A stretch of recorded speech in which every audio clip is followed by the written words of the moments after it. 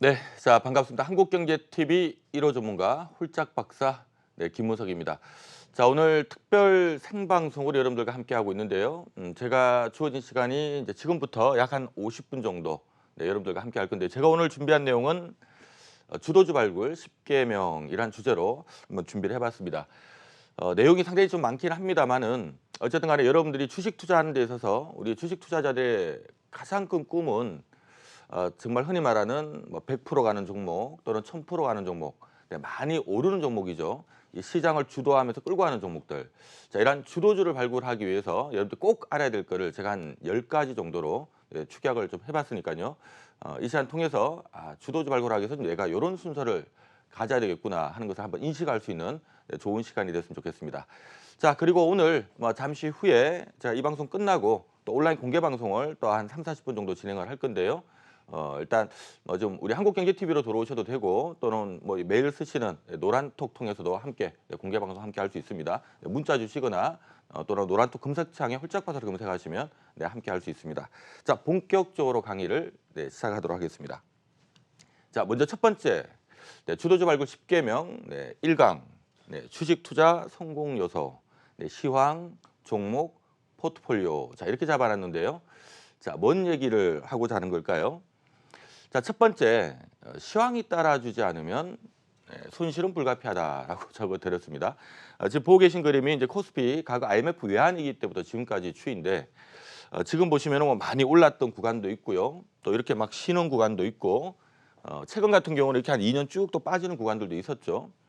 하나 여러분들 생각해야 될 부분은요. 우리가 주식 투자라는 거 하는 건 그렇습니다. 시장이 좀 괜찮을 때는 뭐 웬만큼 주식을 사서 손해 보기가 쉽지가 않겠죠. 하지만 예를 들어서 뭐 시장이 이렇게 2년 내내 빠져버리면 사실 웬만해서 수익 내기가 쉽지가 않습니다. 그래서 이 부분에서 여러분들 하나 생각해야 될 부분은 내가 하루에 4시간만 잠을 자고 주식에 미쳐 있다 하더라도 시장이 따라주지 않으면 수익 내기가 쉽지 않다, 손실이 불가피하다는 것을 반드시 첫 번째 알아야 되고요. 따라서 이 시장이 과연 좋아질 수 있는가, 이 부분도 여러분들이 좀 항상 고민을 해야 된다는 얘기 첫 번째로 드리겠고요. 자, 두 번째는 앞으로 시장이 좀 좋아질 것 같아서 내가 종목을 샀는데, 자, 예를 들어서 최근 시장을 주도하는 기업들 뭐 삼성전자나 삼성 SDI나 뭐 카카오 같은 기업들 보면 지금 최근에 한 3-4년 정도 주가 추이인데요. 뭐 중간중간 조정은 있었지만 뭐 시장이 안 좋았는데도 불구하고 굉장히 흐름이 좋았습니다.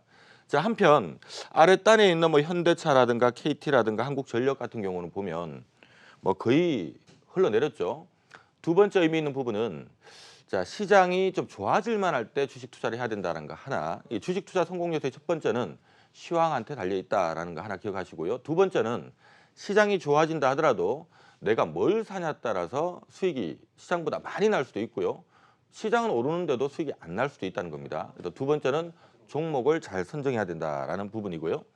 자, 세 번째는 자, 내가 시장이 좋아질까라고 가정하고 어떤 배팅을 한번 한다라고 가정을 했을 때 자, 내가 만약 1억을 갖고 있다고 생각을 해봅니다.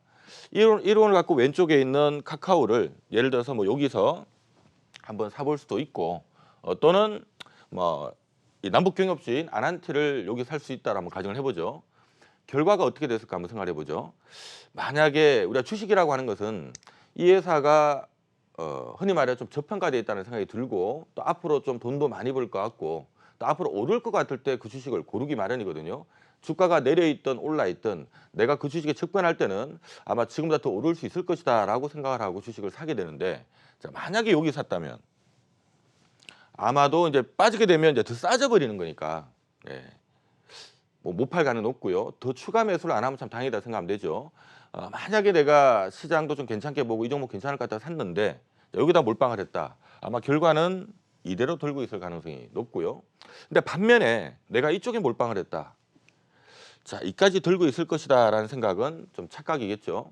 일반적으로 보면 여기서 다 정리가 되는 경우가 많습니다. 자, 무슨 얘기를 드리려고 하는 거냐 하면 우리가 주식 투자하시는 분들이 어떤 기업에 대해서 확신을 갖는다. 이건 사실 쉽지 않은 일이죠. 그냥 막연히 좋아질 것 같다라는 생각이지 이 기업은 반드시 오른다라고 생각을 할 수는 없을 겁니다. 자, 이 얘기가 의미하는 부분은 뭐냐 하면요. 내가 시장을 좋게 보고 어떤 종목을 살려고 한 1억 정도를 들고 들어왔는데 어떤 종목을 여기 살 수도 있고 여기 살 수도 있다는 얘기입니다. 근데 만약에 여기 샀다면 그냥 죽었다 생각하시면 되고요. 만약에 저기 샀다면 큰 돈 벌어겠구나가 아니라 여기서 정리됐을 가능성이 높다라고 보시면 됩니다. 즉 잘못 잡았을 때는 큰일 났다는 얘기고요. 잘 잡았다 하더라도 그 수익을 지키기는 쉽지 않았을 것이다라는 얘기를 드린 겁니다.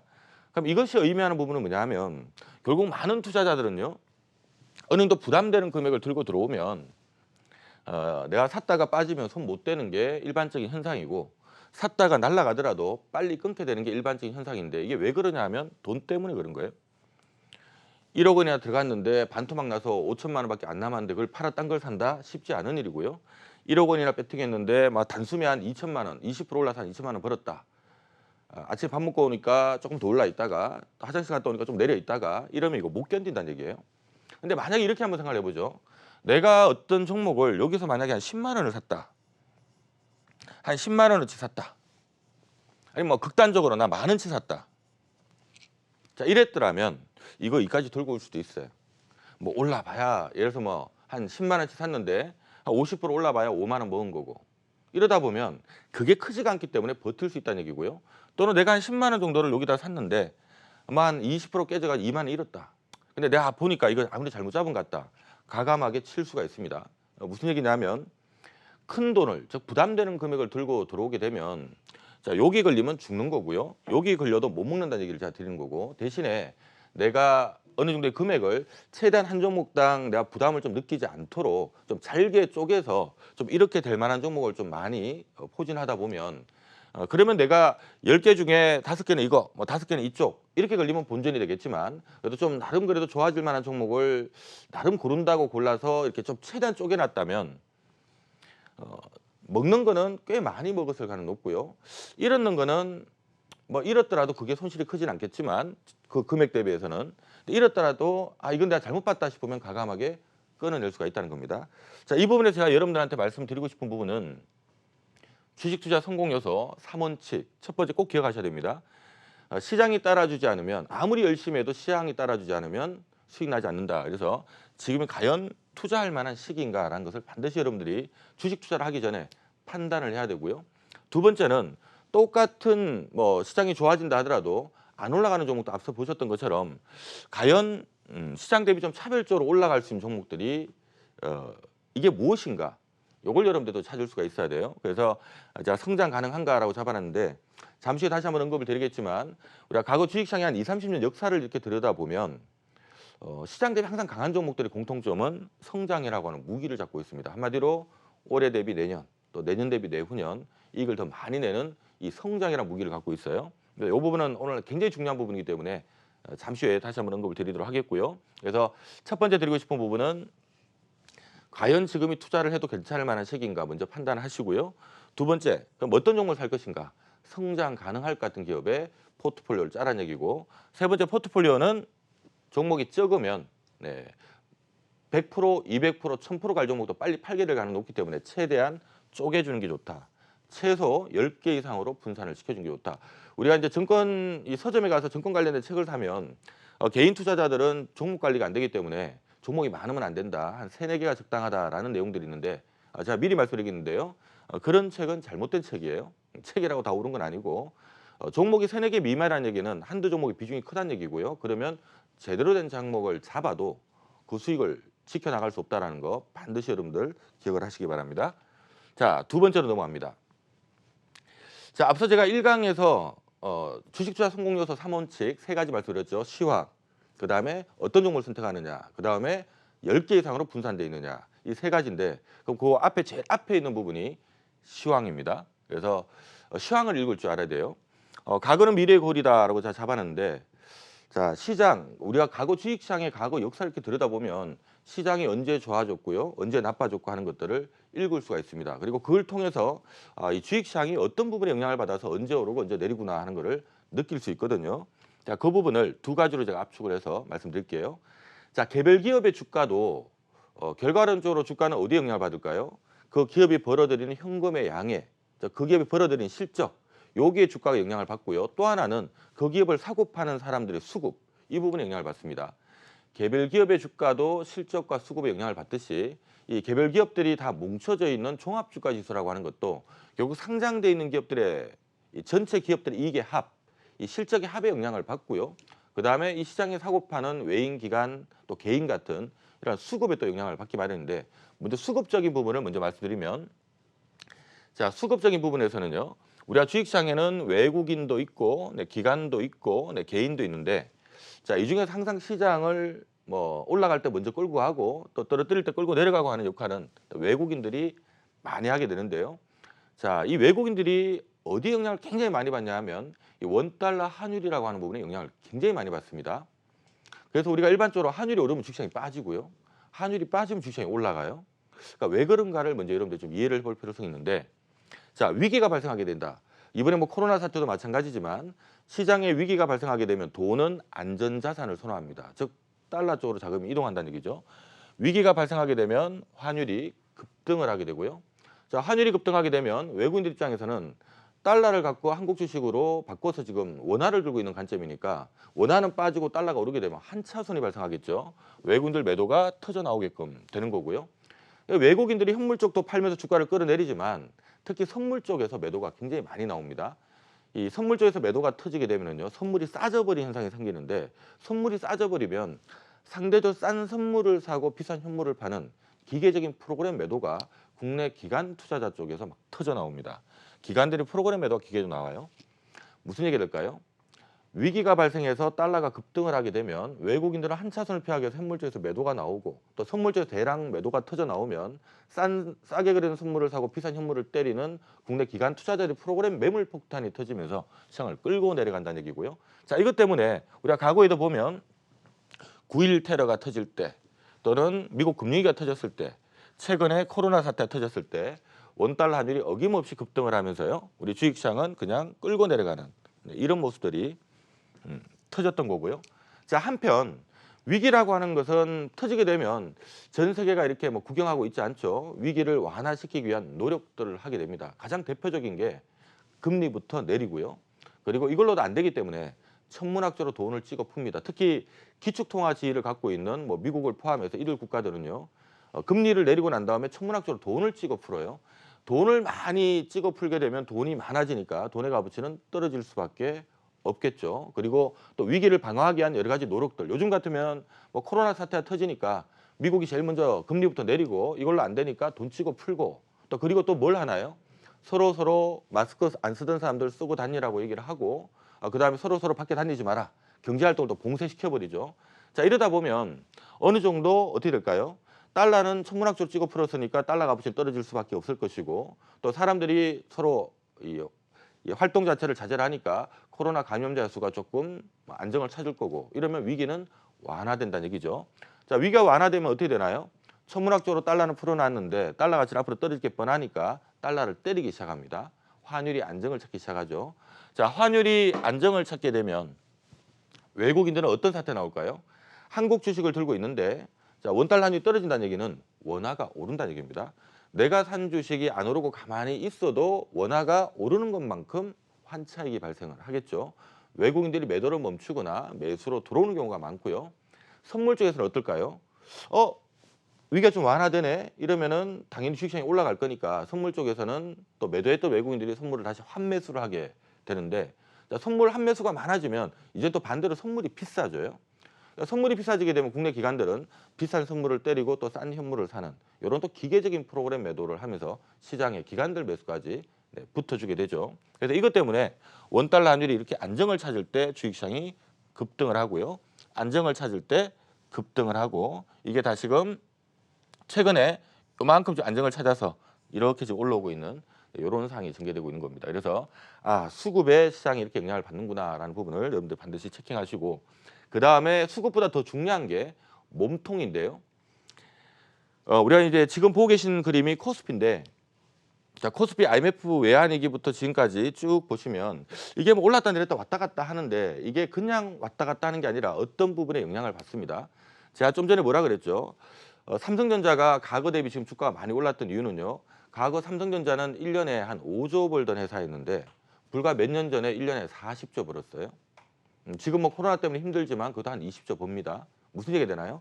옛날에 5조 벌던 회사가 이제 막 몇십조 원씩 버는 거죠. 카카오가 최근에 주가 많이 올랐는데 왜 올랐나요? 과거 카카오 적자나던 회사인데 이제 앞으로 한 3, 4천억 번다니까. 자, 셀트리온이 많이 올랐습니다. 과거 셀트리온 1년에 뭐 1,000억도 못 벌던 회사였어요. 근데 앞으로 2, 3년 후면 1년에 한 6, 7천억 번다니까. 이게 이제 주가를 끌고 가는 거거든요.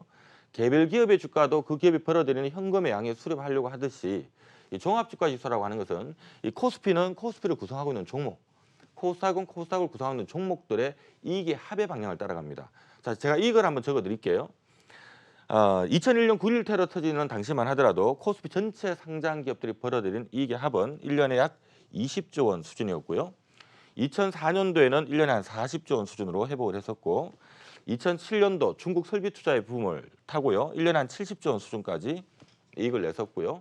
그다음 미국 금융위기가 터졌었죠. 2008년도에. 이러면서 코스피 상장 기업들 이익의 합이 1년에 다시 40조 원으로 쪼그라들었고요. 지금과 마찬가지로 이때도 미국 금리 터지면서 미국이 뭐 했느냐. 금리 내리고 천문학적인 양적 완화, 달러를 찍어 풀었습니다. 글로벌 경기 아주 빠르게 회복을 해서요. 2010년도에는 연간 100조 원대로 이익이 회복을 했고요. 자, 지금 보시는 것처럼 이익 따라서 그냥 왔다 갔다 하는 거고 그 2010년부터 2016년도까지 글로벌 저성장 구간에 빠져들기 시작하면서 이 코스피 상장 기업들 이익의 합이 그냥 맨날 100조 정도만 내던 시기. 이익이 늘지도 않고 줄지도 않으니까 주가는 옆으로 누워있던 시기가 한 6년 정도 있었고요. 2017년부터 시작해서 반도체 붐이 한번 불었죠. 하다 보니까 삼성전자나 SK하이닉스가 돈을 많이 벌어서요. 이들 기업들이 이게 뭐 급증하다 보니까 코스피 전체 상장돼 있는 기업들의 이익의 합도 100조 벌던 게 135조 원으로 135조 벌던 게 145조 원으로 이익이 급증하면서 코스피 2,600 시대를 열었다가 바로 여기서 이제 미중 무역 분쟁이 터져버린 바람에 아무래도 이제 미중 무역 분쟁은 중국을 다치게 하는 거고 특히 중국의 IT가 직접적인 타겟이었기 때문에 중국 IT가 다치면 전 세계에서 중국이 IT 수요를 한 40% 하거든요. 대한민국도 수출하는 기업들이 IT 기업들이 많다 보니까 우리도 바로 직격탄을 받게 됩니다. 그래서 아쉽게도 미중 무역 분쟁 때문에 국내 코스피 상장돼 있는 이익의 합이 지난해는 105조 원으로 쪼그라들었고요. 원래 올해 코로나만 아니었더라면 미중 무역 협상이 1단계가 진행이 됐기 때문에 연말이었죠. 미중 1단계 무역 협상이 이제 됐기 때문에 올해는 IT 경기가 좀 정상화되면서 원래 한 125조 정도는 벌지 않겠느냐 하고 시장에서 예측을 했었는데 갑자기 코로나가 터져버린 바람에 125조 물 건너갔다 하고 시장이 급락을 하게 된 거죠. 급락했던 시장이 지금 최근에 빠르게 올라오고 있는 이유는 다른 게 아니고요. 지금 뭐 코로나에도 불구하고 분명히 실적이 줄긴 줄겠지만 두들겨 보니까 그래도 뭐 한 100조는 벌 것 같은데 하는 분위기예요 지금. 하다 보니까 그동안 100조 정도는 버는데 이거 너무 많이 빠진 거 아니야? 왜냐하면 이 삼성전자나 SK하이닉스가 예를 들어서 여러분들 이렇게 생각하시면 돼요. 삼성전자가 2018년도에 45조 벌었거든요. 근데 지난해 미중 무역 분쟁 때문에 이익이 거의 뭐 20조 원으로 쪼그라들었고요. SK하이닉스가 2018년도에 15조 벌었어요. 지난해 2조 벌었습니다. 근데 중요한 거는 올해 코로나가 터졌지만 삼성전자는 지난해 올해 실적이 좀 늘고요. SK하이닉스도 올해 좀 늘어요. 이게 코로나 쪽에 영향을 안 받기 때문에 뭐 일부 받긴 하지만 그래도 뭐 코로나에도 불구하고 대표 기업들은 이익이 지난해보다 조금 느는 모습들이 지금 잡히다 보니까 의외로 실적이 나쁘지 않겠네 하면서 지금 올라가고 있는 이런 환경이다라고 생각하시면 됩니다. 그래서 자, 요 그림을 통해서 여러분들이 다시 한번 기억해야 할 부분. 자, 주식시장에 여러 가지 부분들이 영향을 주게 되는데 일단 실적과 수급이 영향을 준다고 그랬죠. 그래서 지금 이제 중요한 게 앞으로 미래가 어떻게 될 것인가를 보는 부분은 사실 결과론적으로 지금 이제 2019년이니까 2020년이니까 2021년 어떻게 될 것인가. 이게 중요한 거고요.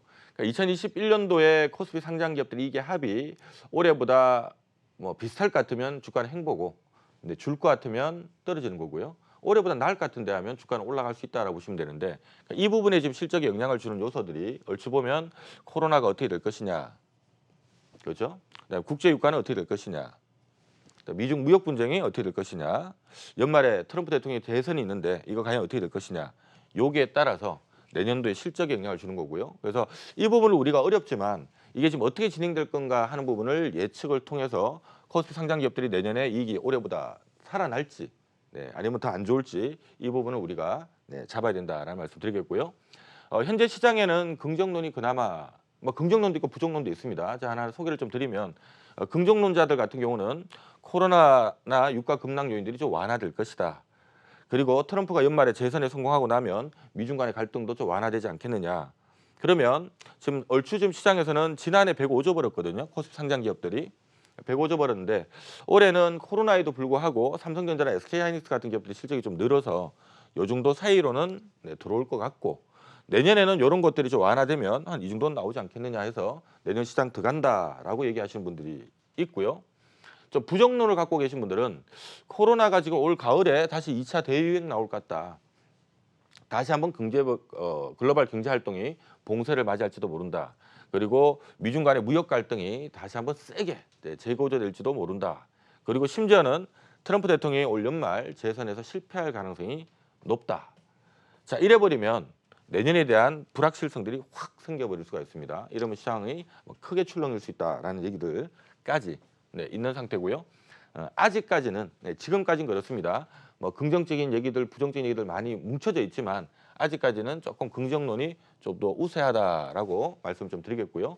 긍정론이 좀 더 우세하다는 얘기는 무슨 얘기가 되나요? 원달러 환율이 지금보다 연말에 또 연말보다 내년 상반기에 조금 더 내려와 있을 가능성이 높아서 한국제 수급이 좀 개선될 가능성이 높다는 얘기고 그다음에 이익 자체도 145조 벌던 게 미중 무역준 문제 때문에 105조 원대로 쪼그라들었다가 올해 코로나에도 불구하고 110조에서 한 115조 정도는 나올 것 같은데 내년도에 조금 긍정적으로 진행이 된다면 한 125조는 벌지 않겠느냐.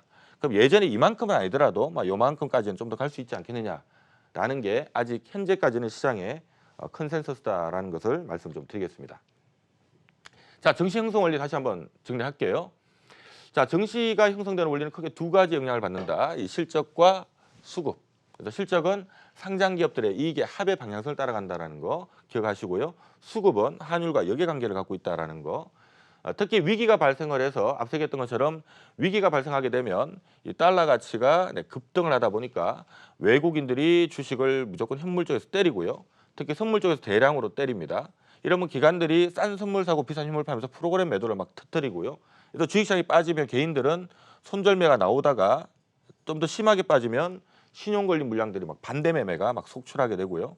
이러면 주식시장은 폭락을 하게 되죠. 하지만 그때가 아주 좋은 기회가 된다라는 거 기억하시고요. 그다음에 하나 주의할 사항은 제가 좀 전에 현재까지 컨센서스는 이런 이유 때문에 내년도 코스피 상장 기업들의 이익의 합이 한 125조 정도는 나오지 않겠느냐라고 말씀드렸는데 이 실적 전망이 어떻게 되냐에 따라 시장은 반드시 그걸 따라가게끔 돼 있는데 단 이 실적 전망은 움직이는 거다. 갑자기 생각보다 빨리 좋아질 수도 있고요. 또는 생각보다 더 좋아질 수도 있고 또는 생각했던 것보다 못할 수 있기 때문에 항상 이 글로벌 정치, 사회 여러 가지 경제 환경들을 보면서 이 실적이 어떻게 좀 더 빨리 좋아질 건지 좀 더 늦게 좋아질 건지 생각했던 것보다 엎어질 것인지 이런 것들을 항상 꼼꼼하게 체킹하면서 이 실적 전망을 유동적으로 해줘야 되고요. 그리고 여기에 맞춰서 전략을 자꾸 좀 만져 나가야 된다는 것도 함께 말씀드릴게요. 자, 세 번째. 자, 그러면 이제 1강과 2강을 통해서 주식투자 성공 요소, 그다음에 시황 보는 방법을 살짝 배웠다면 세 번째 시간은 이제 주도주. 우리가 갖고 싶어하는 이 주도주가 탄생되는 원리에 대해서 말씀 좀 드리겠는데요. 자, 역사는 반복된다 하고 자 적어놨는데 우리가 역시 과거 한 30년 정도 주식시장의 역사를 이렇게 딱 들여다보면 안 가는 종목도 추월하고 안 가고요. 가는 종목은 많이 오른 같은데도 계속 갑니다. 이렇게 막 올라가는 기업들이 다 공통점이 있어요. 이 공통점이 뭔가를 보면 자, 첫 번째 2005년에서 2007년도에 코스피가 한번 크게 올랐던 적이 있죠. 이때 올랐던 이유는 딴 게 아니고요. 1년에 한 40조 벌던 상장 기업들의 이익의 합이 70조 원대로 급증을 했습니다. 이익이 크게 늘었다는 얘기죠. 이때 이익이 왜 늘었냐 하면 우리가 IMF 외환위기 이후에 전 세계가 막 금리 낮추고 돈 풀고 할 때 이 돈들이 막 넘쳐날 건데 이 돈들이 어디로 흘러갔냐면 거의 다 중국 쪽으로 흘러갔습니다. 그러니까 중국은 자고 일어나면 빌딩들이 막 올라가요. 자, 자고 일어나면 빌딩이 올라간다는 얘기는 무슨 얘기 될까요? 땅을 파야 되고 그러니까 빌딩을 올리려면 땅을 파야 되고 거기다 또 건물 올리려면 철근 덩어리 필요할 거고요. 다 올라간 건물에다 불을 켜려면은 뭐 중국은 석탄 화력 발전하니까 석탄을 또 실어 와야 되고 석탄을 비행기로 실어 오진 않죠. 배로 중국 같은 경우는 주로 호주에서 실어 옵니다.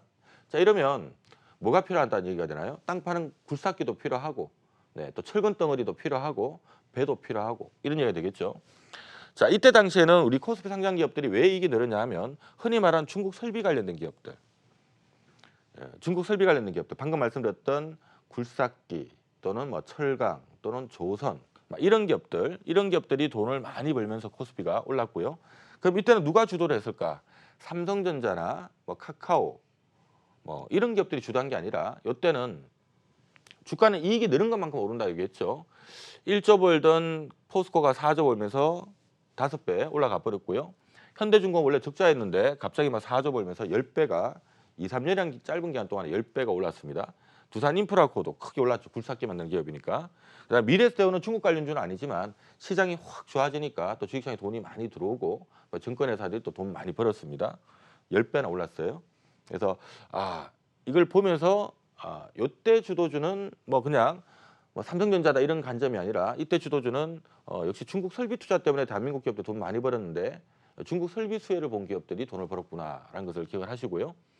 자, 2009년에서 2011년도에 미국 금융이 터지고 난 다음에 주식시장이 또 이렇게 한번 크게 올랐죠. 올랐던 이유는 40조 벌던 코스피 상장 기업들 이익의 합이 100조 원으로 늘었어요. 이익이 거의 더블 났으니까 종합주가 지수도 더블이 나온 거고 그럼 종목들은 이 안에서 웬만한 종목들은 더블이 나왔겠지만 이익 많이 낸 기업들은 훨씬 더 많은 또 상승률이 있었겠죠.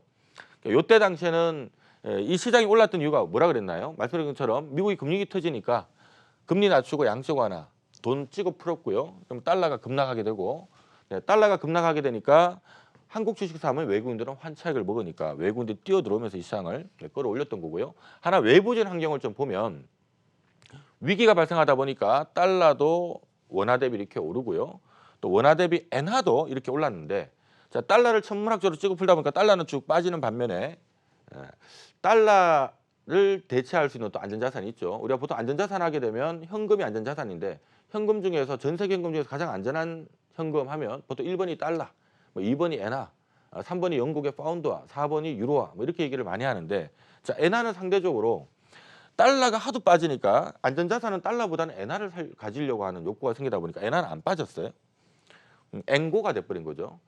엔화 강세가 돼버리면 누가 수혜를 볼까요? 일본하고 수출 경쟁 강도가 높은 이런 쪽 기업들이 수혜를 봅니다. 그리고 유가도 이렇게 올라가다 보니까 에너지 관련된 기업들도 좀 올랐었고요. 그래서 이 당시에는 어떤 기업들이 시장을 주도했느냐. 현대차, 기아차, 현대모비스 같은 이런 기업들, 특히 엔고 수혜를 보면서 아주 강세를 보였었고요. 현대차 같은 경우는 원래 1년에 1조 벌던 회사가 4조 벌다가 6조 벌다가 8조 벌면서 주가가 날아가 버렸죠. 기아차 같은 경우는 원래 적자였다가 한 4조 가까이 벌면서 10배 가까이 주가가 올랐었고요. 역시 유가가 급등하다 보니까 에너지 관련된 기업들도 죄다 빠르게 치고 올라가는 모습들을 보였습니다. 자, 2011년도부터 2016년도는 지금 보시는 것처럼 코스피 상장 기업들이 1년에 100조 벌던 회사가 맨날 100조만 벌면서 코스피 시장은 6년간 옆으로 누워 있었고요. 자, 하지만 이때도 자, 대한민국 수출하는 기업들이 많기 때문에 이 수출하는 기업들 같은 경우는 주로 해외 수출해서 먹고 살 건데 이 해외 하게 되면 보통 뭐 미국이나 유럽 또는 중국으로 봐야 되겠죠. 수출하는 기업들이 2011년부터 2016년까지 힘들었던 가장 큰 이유가 중국은 과잉 설비 때문에 워낙 이제 뭐 돈 들어서 이 설비를 막 늘리다 보니까 과잉 생산 설비 때문에 굉장히 힘들어했습니다. 그래서 이 중국은 제조업을 죽이고요. 그러니까 생산 설비를 이제 멈추고 내수 쪽으로 내수 부양 쪽으로 막 방향을 잡았었고요. 일본 같은 경우가 여기 하나 보면 재미난 게 있는데 이게 원엔 환율이거든요. 원화 대비 엔화가 확 빠져버린 모습이 나오니까 좀 전까지는 엔고였는데 이건 이제 엔저가 돼버린 거죠. 엔저가 돼버리면 가장 치명적인 타격을 받는 산업이 앞서겠던 자동차나 또 IT, 가전 이런 쪽이 굉장히 타격을 받을 수밖에 없어요. 하다 보니까 수출하는 기업들이 전반적으로 힘들었고요. 그래서 다행스럽게도 일부 뭐 반도체라든가 뭐 화장품이라든가 좀 잘 되는 산업이 있어서 좀 이걸 깨먹는 쪽을 그쪽이 보강을 해주다 보니까 전체 시장은 이렇게 이익이 멈춰버린 모습이 나왔는데 이 기간 안에 중국의 어떤 내수 부양이나 이런 부분에 좀 힘을 얻었던 산업들은 이익이 늘면서 막 주가 급등을 했던 반면에 반대로 중국 설비 관련된 기업이라든가 이런 쪽은 또 엔저에 피해를 보는 산업들은 이익이 줄면서 떨어지고요. 종합주가 지수 이게 합산돼서 옆으로 누웠다라고 생각하시면 됩니다. 자, 중요한 부분은 어쨌든 간에 코스피는 6년간 누워 있었는데 이 기간에도 보면 시장은 6년간 누워 있었지만 이들 기업들은 뭐 전부 다 급등을 했습니다. 그래서 시장이 옆으로 누워 있더라도 그러니까 시장 전체를 놓고 보니까 이익이 안 늘어서 옆으로 누워 있었지만 하지만 이들 기업들은 보니까 올라가더라는 얘기죠. 그러니까 시장이 옆으로 누워 있다고 해서 모든 기업이 다 누워 있는 건 아니고 이 과정 속에서 올라가는 건 있는데 단 이 올라가는 기업들의 공통점 뭐라 그랬나요? 차별적인 이익이에요. 시장은 이익이 늘지 않고 있는데 화장품 업체들 아모레퍼시픽 2천억 벌던 게 6천억 벌면서 따따블 나버리고요. 한미약품은 200억 벌던 게 또 기술 수출 하나 센 거 하면서 크게 한번 올랐죠. 삼성전자는 원래 5조 벌던 회사가 2008년도에 애플에서 아이폰이라고 하는 스마트폰이 탄생하기 시작하면서 스마트폰의 반도체, 모바일 반도체가 많이 들어가니까 삼성전자 이익을 낸 것도 있고 재빨리 삼성전자도 스마트폰 시장에 뛰어들어서 지금은 판매량 기준 글로벌 넘버 원 기업이 되어 있습니다. 5조 벌던 게 30조 원으로 이익이 늘면서요. 최근에는 45조 원까지 이익이 늘었죠. 이게 이제 삼성전자를 끌어올렸던 이유였고요. 그래서 또 모바일 사용자가 많이 느니까 컴투스 같은 모바일 게임하는 업체들 이익 늘면서 올라가기도 하고 또 삼성전자가 돈 많이 벌어서 이걸로 또 설비 투자 많이 하니까 또 설비 투자 관련된 기업들이 또 돈 벌어서 오르기도 하고 그러니까 지금 보시는 것처럼 시장이 옆으로 누워 있더라도 돈 버는 기업들은 시장과는 상관없이 가는구나라는 것을 여러분들이 꼭 기억을 하셔야 됩니다. 그래서 우리가 2017년도 주도주는 뭐 바로 이런 맥락 때문에 이런 기업들이 움직였다라고 생각을 하시면 되고요. 2017년 제가 좀 전에 반도체 얘기 해드렸죠. 반도체 특수 환경이 생기다 보니까 삼성전자가 2016년도에 22조 벌던 게 2017년에 39조, 2018년도에 45조 벌면서 올라갔고요. SK하이닉스는 2016년도 2조 9천억 벌었는데 2017년도에 10조, 2018년도에는 15조 벌면서 주가가 날아갔던 거고요. 원래 KB금융 같은 이 금융사들은 일반적으로 성장 산업은 아닌데 원래 1년에 한 2조 벌던 게 갑자기 이제 2017년도에 2015년 말에 금리를 올리기 시작했죠. 그러니까 그동안에 미국 금리 터져서 계속 금리를 낮춰 있다가 2015년 말부터 12월부터 미국이 금리를 올리기 시작하면서 지금 전 세계가 같이 금리를 따라 올리면서 예대 마진이 좋아지면서 한 3조 원 벌면서 이 주가가 올라가기도 하고요. 어쨌든 시장의 특징은 이렇게 이익이 느는 기업들은 그러니까 시장이 좋을 때는 이익이 느는 기업들은 시장보다 훨씬 더 많이 가는 거고 시장이 못 가더라도 돈 버는 기업들은 이렇게 차별적으로 간다라는 것을 여러분들이 기억을 꼭 하셔야 됩니다. 자, 주도주 탄생 원리 다시 한번 정리를 좀 해버리면요. 주가는 실적의 방향 따라간다라는 거. 그래서 그다음에 성장이라고 하는 것은 시장 평균 이상의 이익이 나는 기업을 우리가 성장이라고 합니다. 보통 이익이 안 는다라는 거는 이익은 나오긴 나오는데 이익이 안 느는 기업을 정체라고 하고요. 이익이 감소한다라는 얘기는 뭐 지난해 100억 벌었는데 올해 50억 벌고 이런 식으로 이익이 주는 것을 얘기하는 겁니다. 그래서 결과론적으로 주도주라고 하는 건 뭐냐? 이익이 늘지 않는데 이익이 주는데 주도주가 될 수는 없다. 주도주의 첫 번째 필수 요건은 성장이다. 그래서 성장주가 주도주가 되기 때문에 여러분들이 종목을 고를 때는 제가 한국경제TV 방송을 진행하면서 항상 여러분들께 말씀드리는 부분이 어떤 기업이 좋은 기업일까를 볼 때는 항상 이게 과연 성장 가능할까?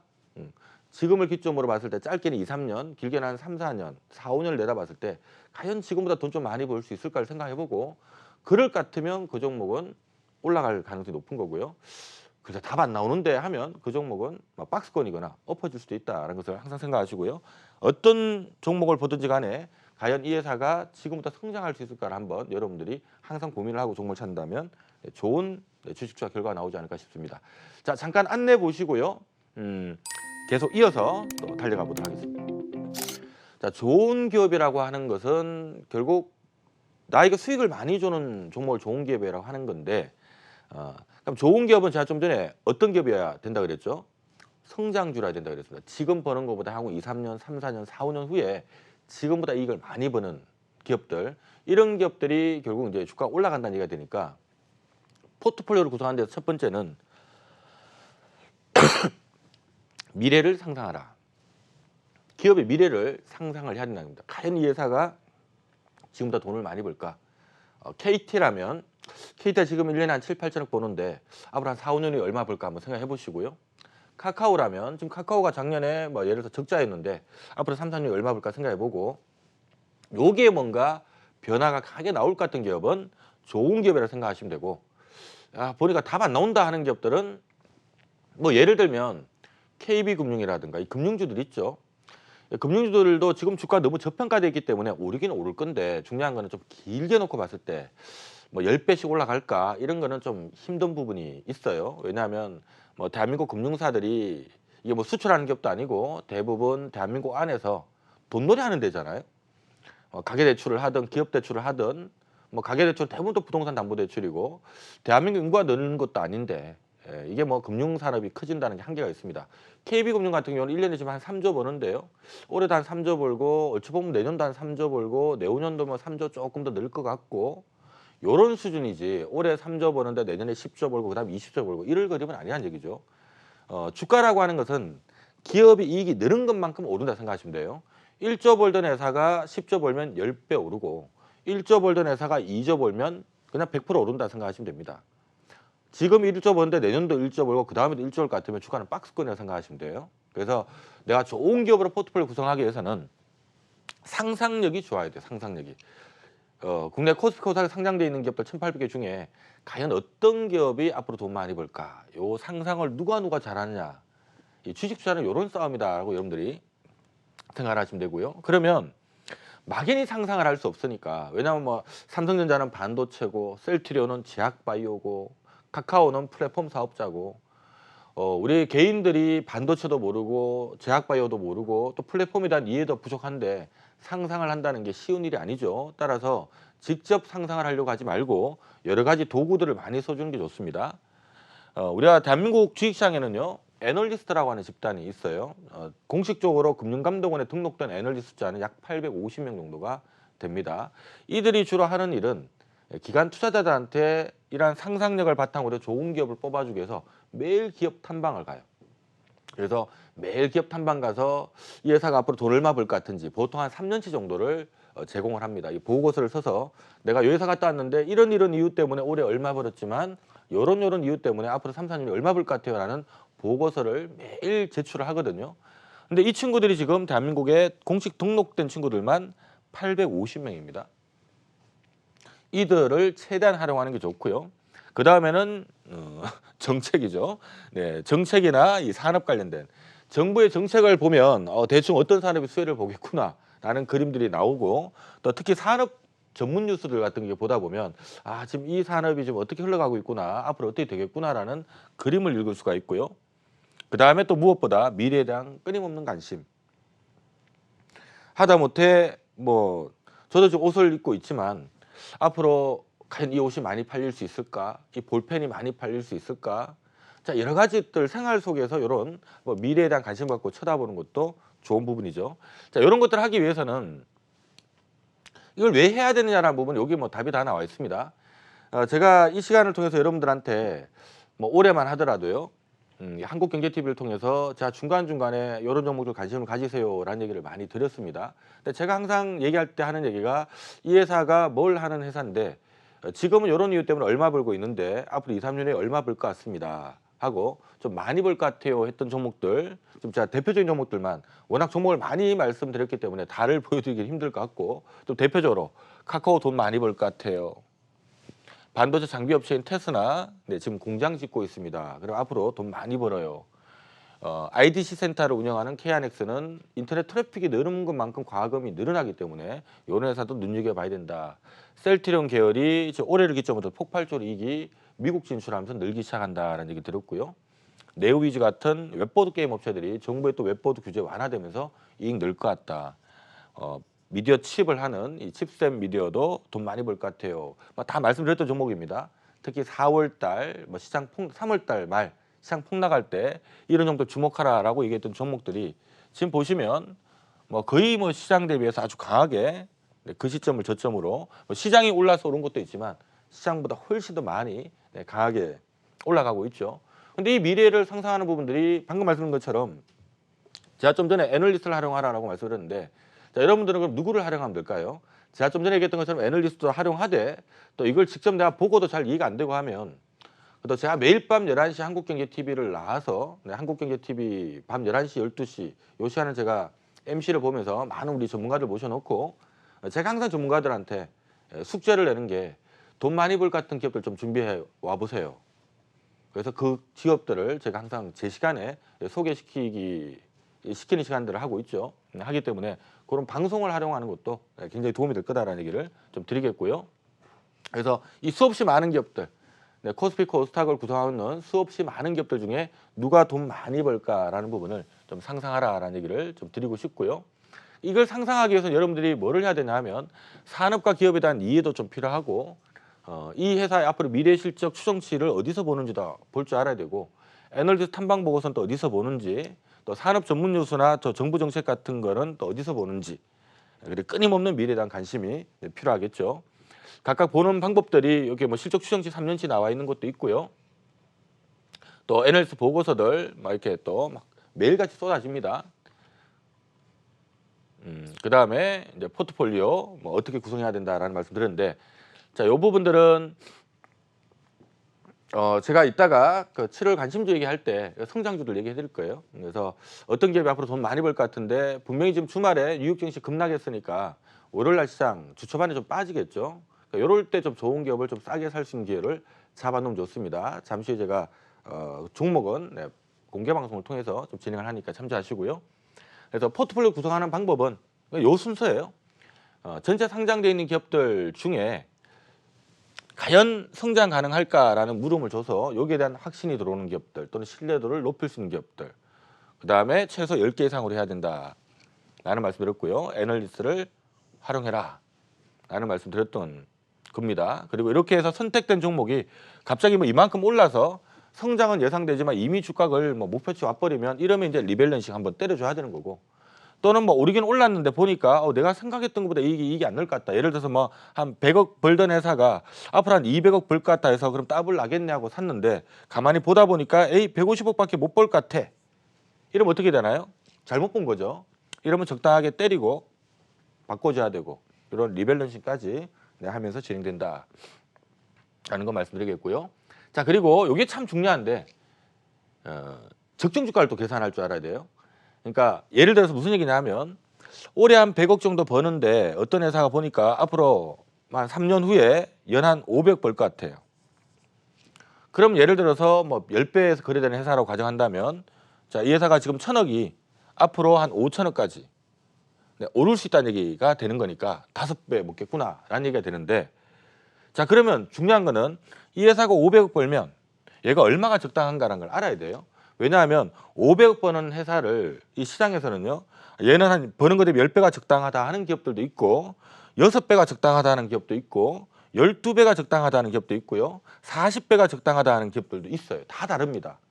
이 기업이 속해 있는 산업이나 이 기업의 기술력이나 진입 장벽에 따라서 할증이나 할인 주는 부분들이 다 다르다는 거예요. 그래서 중요한 거는 이 회사가 얼마 정도가 적당한가를 알아야 되는데 이걸 우리가 이제 적정 주가 계산법이라고 하는 건데 자, 요거는 적정 주가를 계산하기 위해서는 대차대표나 손익계산서 같은 재무제표도 볼 줄 알아야 되고요. 현금 흐름표도 볼 줄 알아야 되고 또 좀 쪼개놨네요. 자, 현금 흐름표도 볼 줄 알아야 되고 재무 비율 분석도 할 줄 알아야 되고 가치 평가 지표도 또 볼 줄 알아야 되고 가장 뭐 대표적인 게 PBR, PER, PCR, EV, 에비타 같은 이런 지표들 볼 줄 알아야 되고 이것도 또 쪼개놓고 들어가면 뭐 BPS와 PBR은 뭔지 EPS와 뭐 이렇게 또 세분적으로 다 쪼개놨네요. BPS, PER 뭐 이런 것들을 많이 다 알아야 된다는 얘기입니다. 어쨌든 간에 그래서 참 공부할 것들이 많아요. 그래서 이렇게 공부할 게 많다 보니까 결과론적으로는 어떻게 되냐 하면 안 하게 돼요. 제 경험은 그렇습니다. 저도 이제 대학에서 학생들을 한 3년 정도 가리키면서 느꼈던 게 막 적정 주가를 계산하는 건 굉장히 중요하기 때문에 이 적정 주가를 계산하기 위해서 여러 가지 재무제표 보는 방법, 투자지표 보는 방법, 또 재무 분석 비율하는 방법들 쭉 들어가다 보면 학생들이 다 지쳐가지고 주식 안 하고 말지 이런 분위기가 많아요. 개인들은 오죽하겠습니까? 그래서 제가 여러분들한테 말씀드리고 싶은 부분은 그렇다고 안 보면 차트만 보고 해야 되는데 차트만 갖고는 미래를 예상할 수 없다는 얘기입니다. 한마디로 어떤 기업의 차트가 이렇게 지금 이쁘게 있다고 가정을 했을 때 앞으로 어떻게 될 것 같아요? 몰라요. 네. 우선 차트가 뭐 어떤 시장 대비 힘이 좋다 하면 단기적으로 좀 오를 수도 있겠다. 뭐 이런 정도는 잡아낼 수 있겠지만 조금 더 먼 미래를 내다봤을 때는 이게 어떻게 될지 아무도 모릅니다. 하지만 지금 100억 벌던 회사가 앞으로 500억 정도는 벌 것 같은데 이 회사는 10배수 정도는 거래되는 기업이고 그러면 한 5천억 정도 갈 수 있다는 얘기인데 지금 주가 얼마인지 보니까 2천억이다. 이러면 아직도 더블 이상 가겠네. 라고 읽어낼 수가 있다는 얘기입니다. 그래서 이걸 읽어내기 위해서는 이 회사가 얼마가 적당한지 이걸 볼 줄 알아야 되는데 이거는 쉬운 것부터 하셔야 돼요. 특히 제가 제일 강조하는 부분은 그냥 PER에 대한 개념 정도만 알고 있고요. PER은 현재 PER이 아니라 미래 PER을 본다라는 정도만 알면, 그러니까 PER이라고 하는 것은 우리가 주가 수익 비율이라고 해서 회사가 1년간 벌어들인 이익 대비 너 얼마니? 이걸 묻는 건데 요거 정도만 개념을 딱 그냥 갖고 있고 그다음에 PER은 현재를 보는 게 아니라 미래 대비해서 보는 거다. 요 개념만 갖고 있으면 의외로 가치 투자가 또 적정주가 계산이 굉장히 쉬워질 수가 있습니다. 자, 이 부분은요. 제가 쭉 연결되는 내용인데 제가 때마침 좀 전에 얘기했던 그 노란톡에다가 올려놨어요. 네. 어떻게 계산하는지 적정주가 계산하는 사례들을 올려놨으니까 요걸 좀 제가 이 시간에 이제 5분, 1, 2분밖에 안 남아서 이걸 쭉 하기는 좀 힘들 것 같고 이 시간 보시는 분들은 제가 요 이제 바로 끝나자마자 네, 말씀드렸던 것처럼 네, 지금 아마 12시 10분 정도 돼야 될 것 같은데 네, 12시 10분부터 한 3, 40분 정도 함께 할 겁니다. 요거 함께 하면서 오늘 우리 한국경제TV로 들어오시든가 아니면 노란톡 예, 검색창에 홀짝박사를 검색하셔가지고 이 홀짝박사 채널이 있어요. 하나 조금 당부드릴 부분은 요즘 홀짝박사를 사칭해서 희한한 채널을 막 만들어서 돈 달라 하시는 분들 있는 채널도 있을 수 있습니다. 그러니까 그리 희한한 채널 가지 마시고 홀짝박사 검색해서 들어가시면 네, 홀짝박사 증권사관학교하고 딱 돼 있는 채널이 있습니다. 그 채널 들어가시면 지금 영상이 하나 올라가 있을 건데요. 최근에 올라가 있는 자료가 적정주가 계산하는 방법, 이 실전에서 어떻게 계산하는지 그 계산 사례 영상이 들어가 있으니까 그거 꼭 시간 나실 때 보시고요. 그리고 무엇보다 잠시 후에 제가 여러분들과 함께 다시 한번 7월 관심주 불러드리면서 요거 어디서 어떻게 찾습니다라는 것들 다시 한번 설명을 드릴 테니까 네, 반드시 네, 들어오셔가지고 네, 함께 하시면 좋을 것 같습니다. 자, 51분이 돼버렸는데요. 자, 뭐 할 얘기는 많습니다만은 방송에서 못다한 이야기 자, 공개 방송을 통해서 계속 인사를 드리도록 하겠습니다. 자, 제가 준비한 시간은 오늘은 여기까지 함께 하도록 하겠습니다. 고맙습니다.